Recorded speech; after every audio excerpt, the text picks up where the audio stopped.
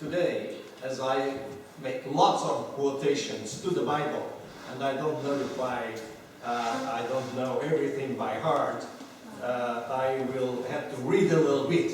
So, if you want to leave and stay, well, it's your option.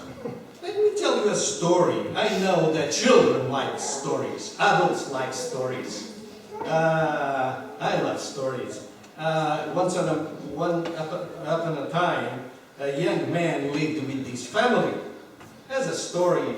He was a nice man, a young man, and used to live with his family. He worked with them in the family business. And every night after the daily work, they talk about the business, about the work, the life, about the meal. And it was a normal family, a very structured family, no big problems, no difficulties. But one day, this young man is a family, I think. There was a father, 2 boys, and I believe that was a mother too. The sources I have doesn't confirm, but at least I believe there was a mother too. And this family was a very structured family. It was a nice family. And the youngest boy, one day came up with an idea. He wanted to be independent, have his own life. And he didn't want to live with the family. He didn't want to live alone with the family there. And he said, "Father, give me my share of the estate." And the father said, "Wait a second, I'm still alive. Usually we split, we share, we don't split the properties while the father is alive." But that young man, he didn't care. "Give me my share, give my part, because I don't want to live anymore." I believe the father was sad, but according to the Bible said, that father divided his property between them. The prodigal son, after receiving his share of the property, forgot immediately the father. He left to a faraway place. He didn't care if the family was suffering. He didn't care if the father was suffering, crying. He didn't care. He just went. What he wanted was have fun.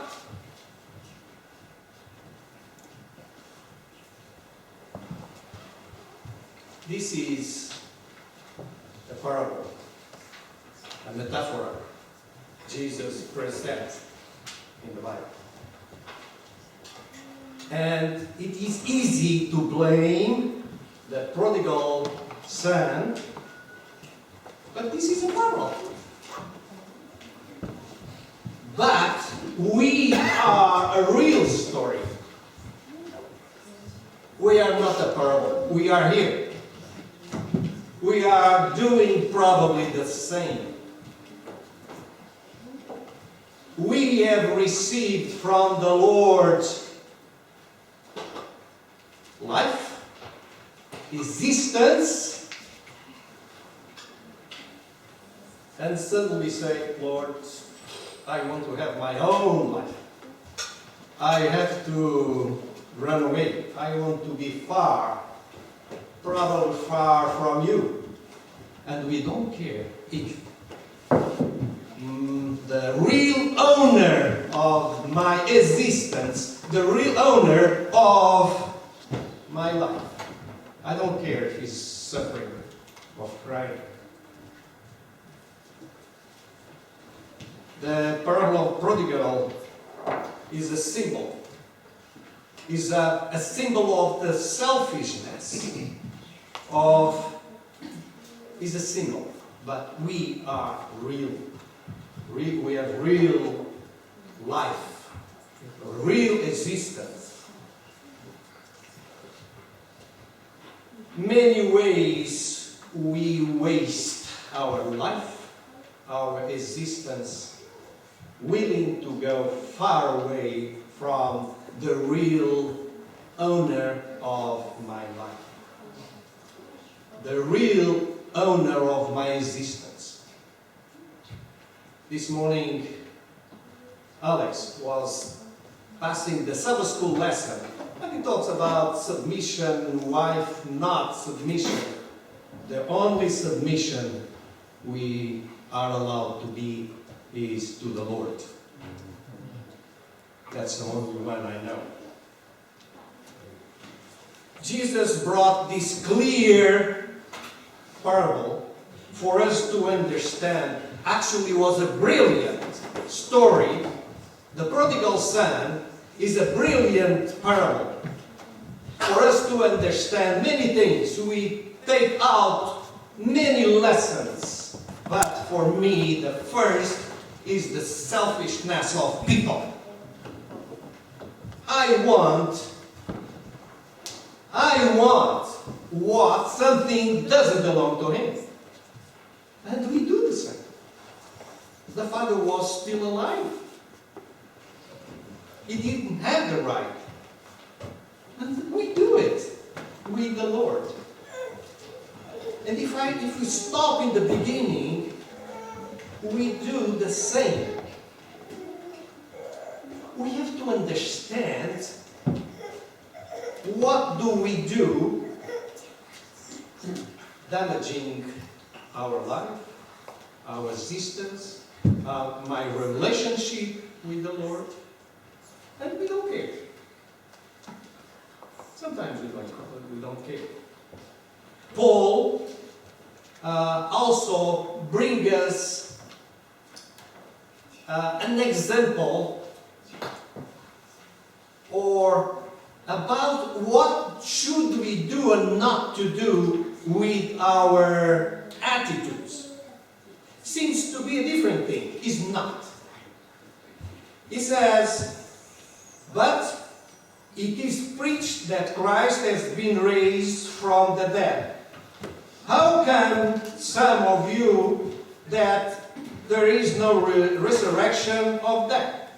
If there is no resurrection of the dead, then not even Christ has been raised. And if Christ has not been raised, our preaching is useless, and so is your faith. More, if there is no purpose, if there is no divine purpose on my life, why we are here? Why we are here? Why do we act as the prodigal son? And what we have, just we take in our hands what doesn't belong to us, which is our life, our essence. And we just go away. If I'm not doing, if I don't have a purpose in my life, if I don't have a divine purpose, why am I here telling something to you? Why?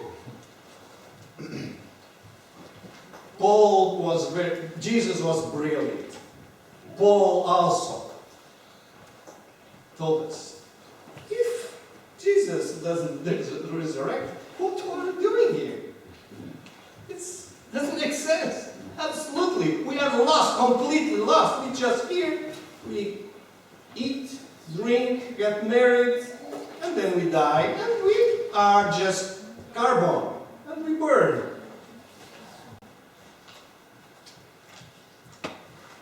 Sometimes we hear stories very strange, which take us out of the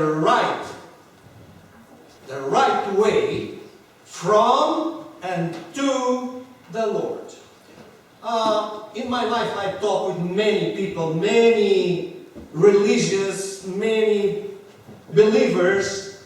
But one day, I had the opportunity to talk when I don't remember his religion. I really don't remember. I just remember the story, real story, that a talk I had with him. And he said, well, you say that the manna in the wilderness, Moses prayed the Lord and the Lord sent them manna every day except on Sabbath. Yeah. And he said, no, that was not true. I believe that was the manna, yes, but it was a machine. Moses had a machine who made the manna for all of that people. I said, what? And on Friday, he put the double, and on Sabbath, stopped to clean the machine. What? This is crazy. And I said, what? Clean the machine on Sabbath day, where everyone was resting? So, sometimes we listen, this is, the guy told me this. Sometimes we fall on these nonsense talks. We have to have a logical purpose, life, a purpose, a divine purpose in our life. And I ask you, which is the purpose of my life? Be a nurse? Be a bus driver? Being a mechanic? Cook? Doctor? Engineer? It's a purpose? I have a different idea. There are 3 lawyers here, in this at least. Don't mix profession with divine purpose. Or don't mix your profession with your life dedicated to the Lord. It's different. You can be a bus driver and have a purpose, a divine purpose in your life. You can be a pastor and probably have struggled. Paul wrote, the purpose of our divine life is, you are a chosen people, a royal priesthood, a holy nation, God's special possession, that you may declare the praises of Him who called you out of the darkness into the wonderful light. This is the purpose. Do you have any other, a different, a better purpose of life? I don't know. You are a chosen people, a royal priesthood, a holy nation, God's special possession. But Peter didn't discover anything new. He wrote it. 1 Peter chapter 2, verse 9. It's written there. But just before the 10 Commandments, Exodus 20, just before some verses, the Creator said the same. Or actually it was said for the first time. And he said, Exodus 19 says, you yourselves have seen what I did to Egypt, and how I carried you on eagle's wings and brought you to myself, said the Lord. Now, if you obey me fully and keep my covenant, then out of all nations, you'll be my treasured possession. Although the whole earth is mine, you will be You will be for me a kingdom of priests and a holy nation. Amen. Before the solemnity of giving the Ten Commandments, that nice environment, the Lord said, listen, I'm going to give you the Ten Commandments. And I'd like to be a holy nation for me. You'll be chosen people. You belong to me. I want you for me. And Peter repeated. If we didn't believe that those first time was connected with us here, Peter confirmed it. You are a chosen people. You are a holy nation. You belong to the Lord because your life, the life you have, the essence, you don't belong to you. What power do we have to be alive? We belong to the Lord. We have purpose in our life. We have a divine purpose.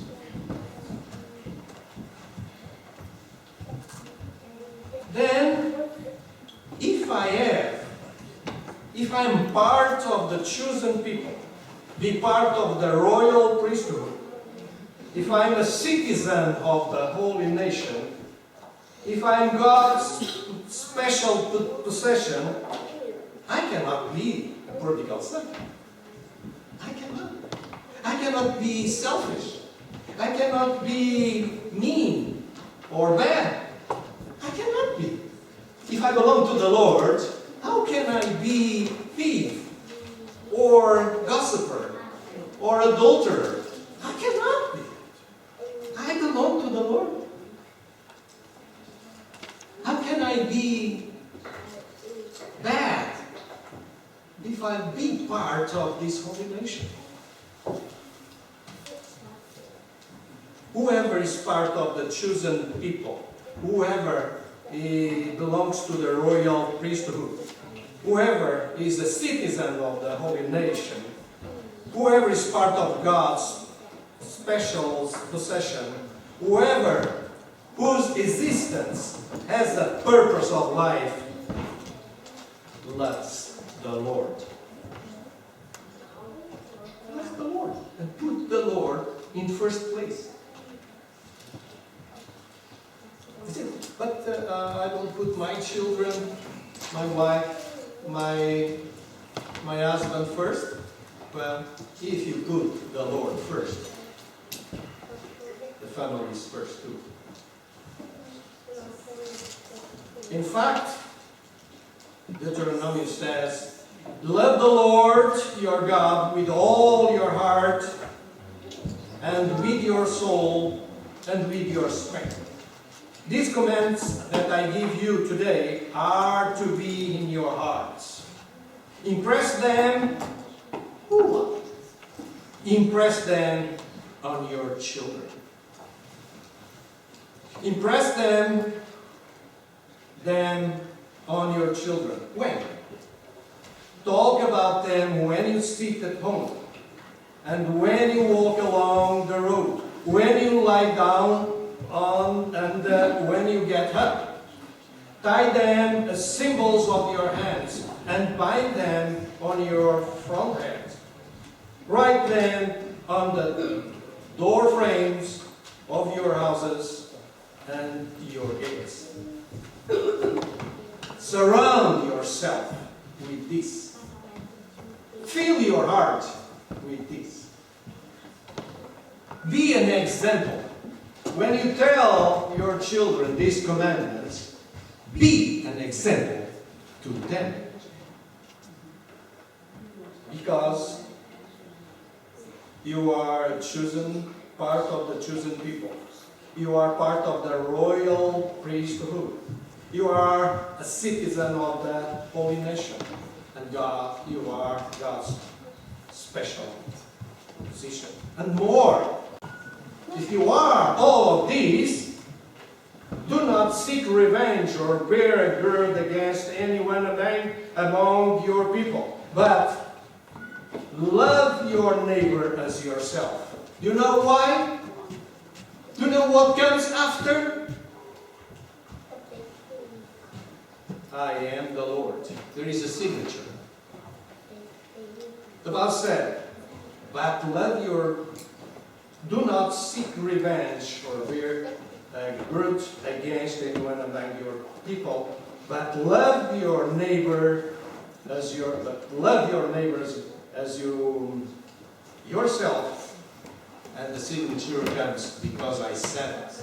I commanded it. I am the Lord. More, if you are the chosen people, the royal priesthood, the holy nation, and the God's special possession, your purpose life have to concern about the needs of the other. If my brother, my sister doesn't have food, I have to concern. Because the Lord said it. When you reap the harvest of your land, do not reap to the very edge of your field or gather the gleanings of your harvest.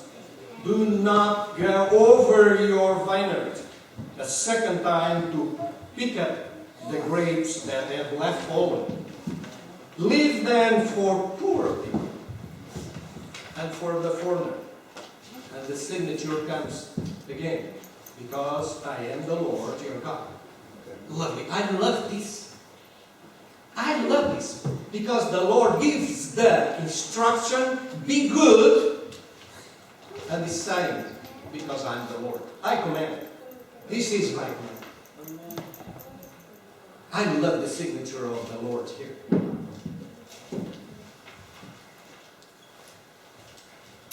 And trusting the Lord, we have to react according to the trust we really have on the Lord. Shout for joy, you heavens, rejoice, you earth. Burst into song, you mountains, for the Lord comforts his people and will have compassion of his afflicted ones. Can a mother forget the baby at her breast and have no compassion on the child she hath born? No, she does. If she forgets, I won't, because I have engraved you in my thoughts of my hands, says the Lord.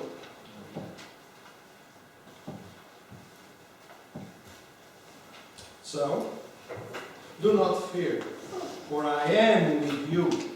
Do not be dismayed, for I am your God. I will strengthen you and help you. I will uphold you with my righteous right hand.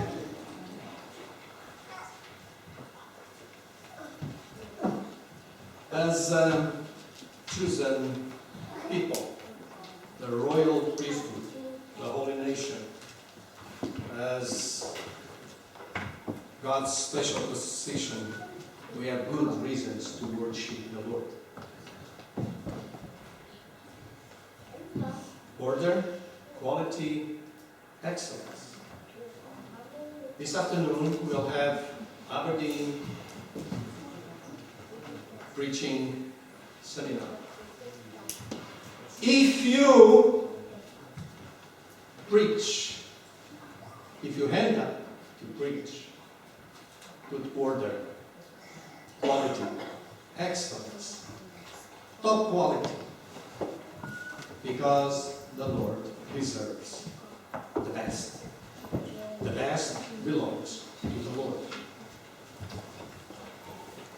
The name of the Lord is a fortified tower. The righteous run to it and are safe. That's what Proverbs 18:10 says. The name of the Lord is a fortified tower.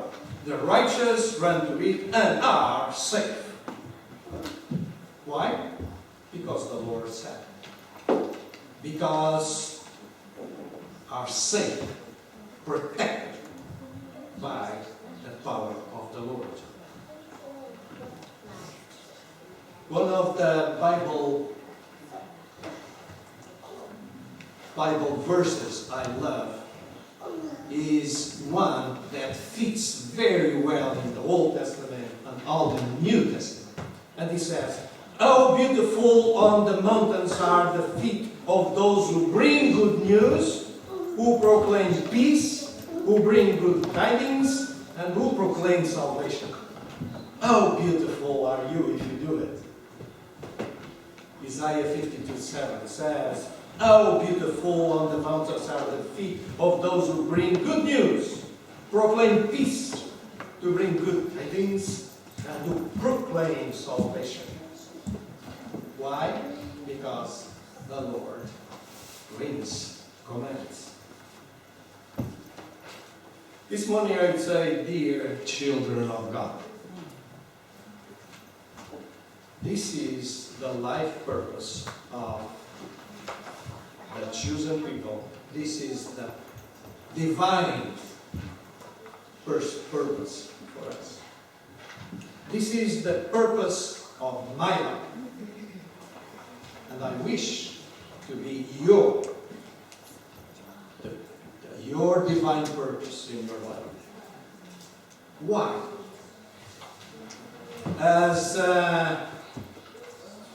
Just as Moses lifted up the snake in the wilderness, so Jesus must be lifted up, that everyone who believes may have eternal life in Him.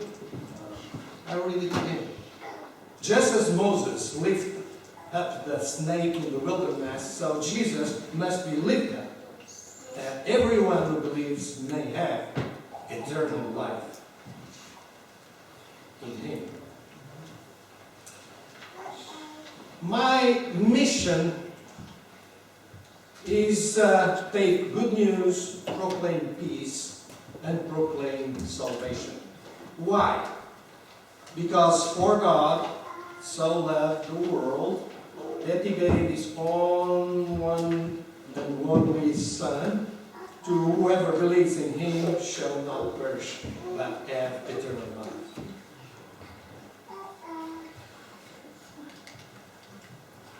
Should we stop here?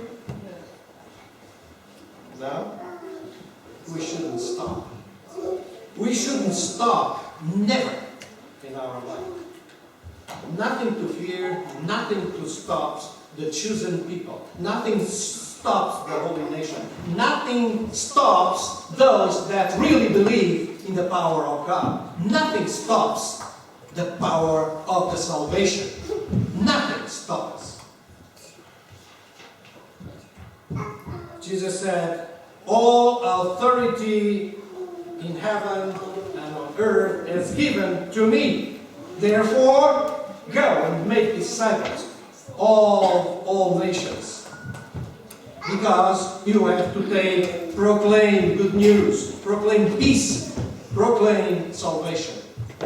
Only Jesus can purify the nations.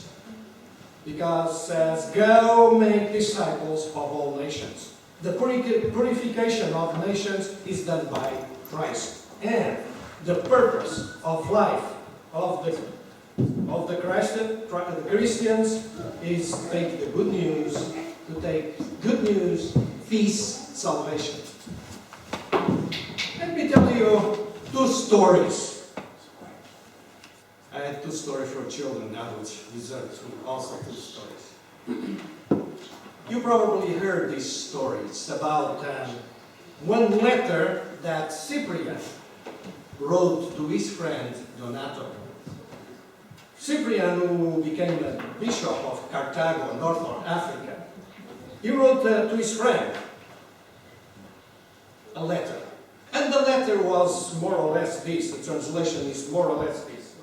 "Donato, this seems to be a happy world when I see it from my pleasant garden. My flowers, the birds, the beautiful blue sky, the clouds, and everything around myself. Oh, lovely. This world is wonderful. But if you climb up how high on the mountain, we look away and we would see, what should we do? Don't forget that this was written in the 3rd century. What do we see? We see bandits on the roads assaulting defenseless people. We see pirates on the seas stealing boats, ships, and abducting people.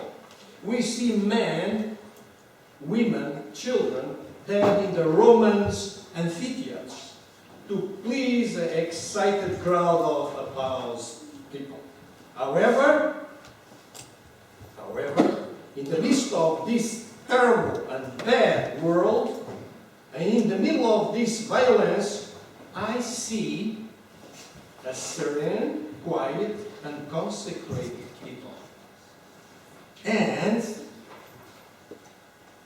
that same people are hated, persecuted, but they don't care. They are not worried. These people are serene, quiet, and consecrated people. They are quiet because they know they have defeated the world. They know that they overcome. Donato, in this incredible bad world, I discovered this wonderful and happy people. Happier than any other happiness. Secret. These wonderful people are the Christians. Donato, and I am one of them. Cyprian says, there is a wonderful people. They are suffering. They are suffering.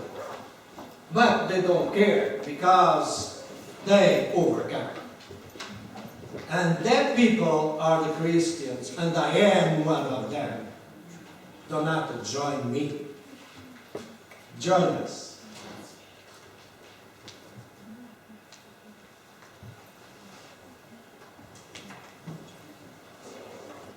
My purpose in life is this. My friend, join me. We are wonderful people. Christians are wonderful.